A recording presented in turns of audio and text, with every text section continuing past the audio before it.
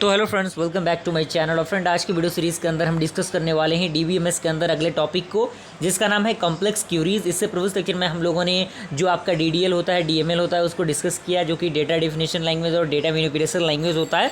उनसे रिलेटेड जितने भी इंपॉर्टेंट कंसेप्ट थे उन सारी चीज़ों को हमने डिस्कस किया हुआ है। तो प्लेलिस्ट का लिंक आपको डिस्क्रिप्शन बॉक्स में मिल जाएगा, आप वहाँ से उसे चेकआउट कर सकते हैं। तो फ्रेंड, इसमें सबसे पहला पॉइंट कह रहा है कि in complex queries are nested in where clause. यानी कॉम्प्लेक्स जो क्यूरीज होती हैं, उनमें जो क्यूरीज होती हैं वो क्या होते हैं, नेस्टेड होते हैं वेयर क्लॉजेज में। यानी जो आपका ये वेयर क्लॉजेज दिख रहा है उसमें।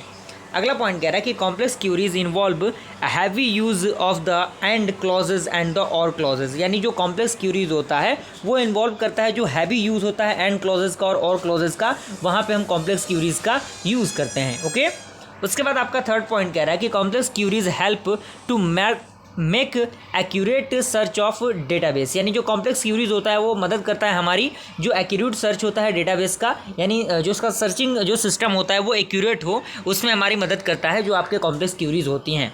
उसके बाद अगला पॉइंट कह रहा है कि complex queries involves use of join expressed in SQL, sub queries and nested queries. यानी जो कॉम्प्लेक्स क्यूरीज होती हैं वो इन्वॉल्व करता है किसके मदद से, ज्वाइन क्यूरीज की मदद से एसक्यूएल के अंदर। देन आपका यहाँ पे एक फिगर डायग्राम आपको दिख रहा होगा जिसमें कुछ आपका बुक के बारे में बताया गया कि बुक का, किसी भी बुक का आपका ISBN नंबर होगा, उस बुक का टाइटल होगा, उसका प्राइस कितना होगा, क्या उसका कैटेगरी होगा, साथ ही साथ उसमें कितने पेज होंगे, उस बुक का ID क्या होगा। तो इस तरीके की चीज़ें जो होती हैं वो ऑर्गेनाइज की जाती हैं by the help of queries. Okay, complex curies.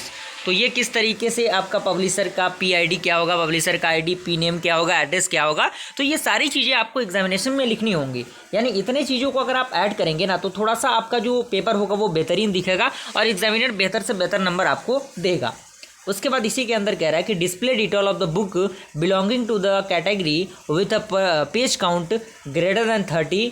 यानी 300 से अगर पेज अगर आपका क्या है ज़्यादा है तो I query to find out the category of the books with page count 30 यानी 300 ग्रेटर दैन।